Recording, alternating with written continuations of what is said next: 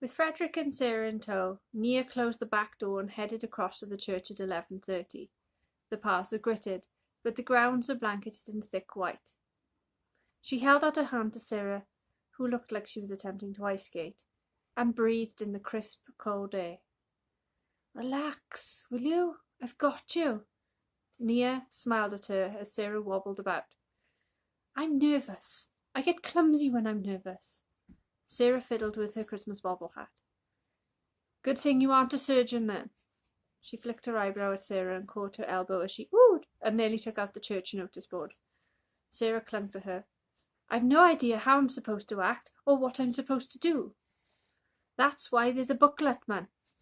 Nia took Frederick off her, flying dogs were not Christmassy, and guided her through the group of neighbours at the door, hoping that they were all far too short-sighted to notice them. "Nia!" There was Mr. Jones, dye cap, tweed jacket, smart trousers, and wellies. "Dr. Kavanagh," said Mrs. Jones, reindeer hat on, pink everywhere, and loafers. Nia met Sarah's eyes and smiled. "Yep, small talk." "Noswaith da. Sorry about you all." "Mae'n iawn," Mr. Jones wagged his finger. "Lucky it was only the wall. What were you doing out driving in this weather?" "Dad hasn't made a sleigh yet." Nia held on to Sarah's elbow. How could she slip about standing still? "I had a house call," Sarah said, like no one should know if she hadn't visited. "But I can't really add any Welsh in, sorry." She pulled her lip to the side and peered up at Nia. "I can count to 3. "Well, counting's always useful in Magynaiaeth. Medicine." Nia gave her a toothy grin. "Just remember that one and diolch, thanks, because I'm not sure if you can roll your R's." Sarah shook her head. Ian found it hilarious, making me say Llanelli, which really sounded like Llanelli when Sarah said it. Nia tried not to chuckle. "A double L. You have to say like you're a German while saying L out the sides of your mouth. Llanelli." Sarah stared at her in wonder. "Easily pleased, then." "I'm not sure if that should be physically possible." "Welsh people make their own rules, Doctor," Nia chuckled. Oh, bless her. Sarah looked like she was going to practice pronouncing the town's name until she got it. Might take a while. "John said the stuff you gave him is working great." Mr. Jones tripped his dye cap to Sarah and looked Nia up and down. She still wasn't happy she'd gone out with his daughter as a teenager instead of his son. Oh well.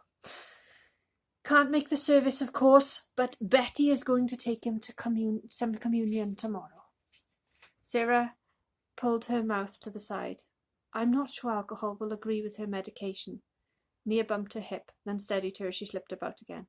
"It's a mouthful, unless Mum has to drive and then she tries to shovel it down you."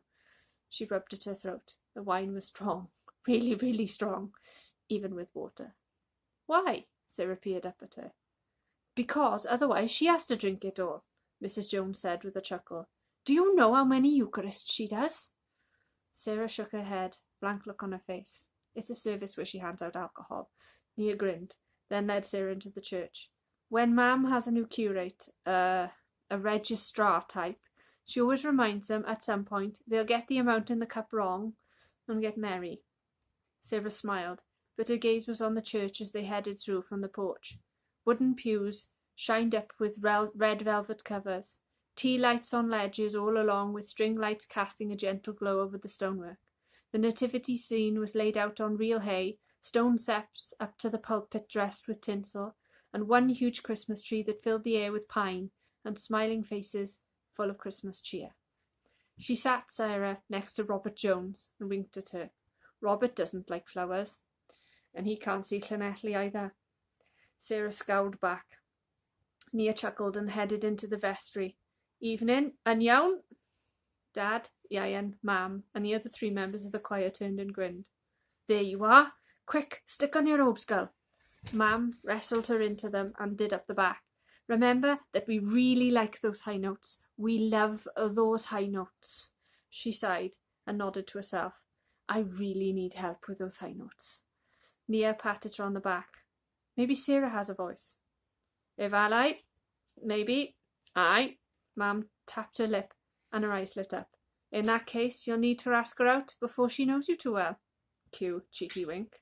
Ieuan pursed his lips. Ah, come on. Again? He swatted her with the songbook. It's like Mary Griffiths all over again. Nia averted her gaze. She'd gone out with her as a teenager too. Good memories. Don't know what you mean. Dad thwacked Ieuan with his songbook. Don't hit your sister, Bach. He smirked at her. She needs to keep Sarah wanting to stay in the practice. Glad I'm useful for some things. Nia kissed the 3 other ladies on the cheek. You'd think I only came home to be married off, man. They nodded. We could do with a wedding. It'll have to be a blessing at the moment. Mam pursed her lips and took a deep breath. I'm working on that one. The music started and Nia closed her eyes for the prayer. She knew full well Mam meant it too.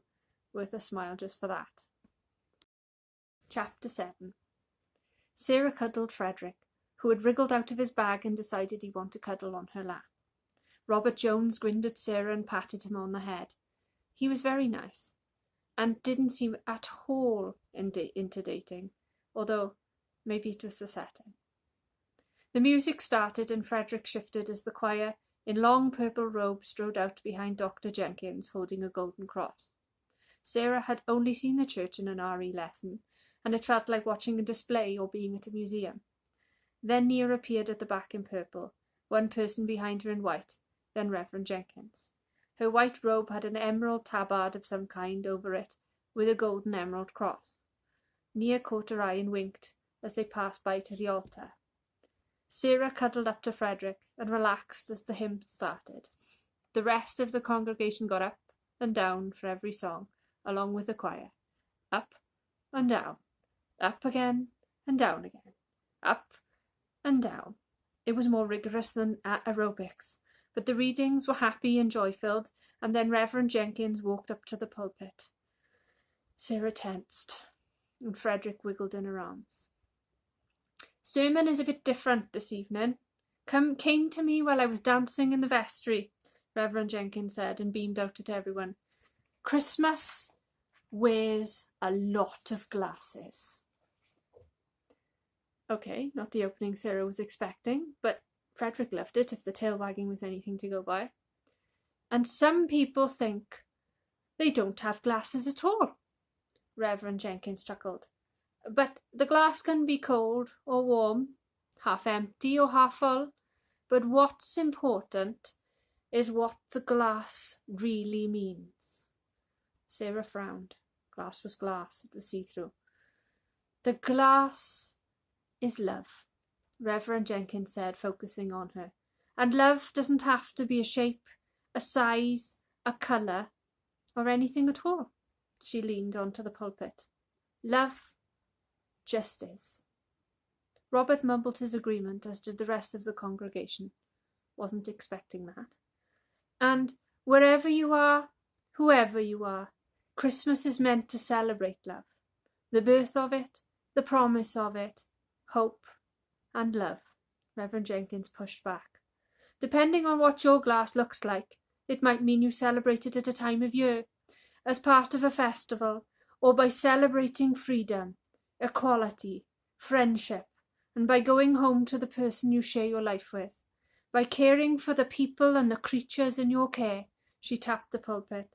I pray that you know love, however your glass appears, because in my heart, love, pure, true love, sees no colour, no shape, no amount, no difference. Love is unfailing and everlasting. Love just is. Amen. Sarah chuckled and cuddled Frederick closer as another hymn was sung. The words seemed to hold her and warm her, and she met Nia's eyes once more. Nia nodded to her as if she understood, as if somehow everyone in the church understood. She looked around with Frederick wagging his tail, and a smile filled her. Love just is, she whispered. She really liked that. She really did.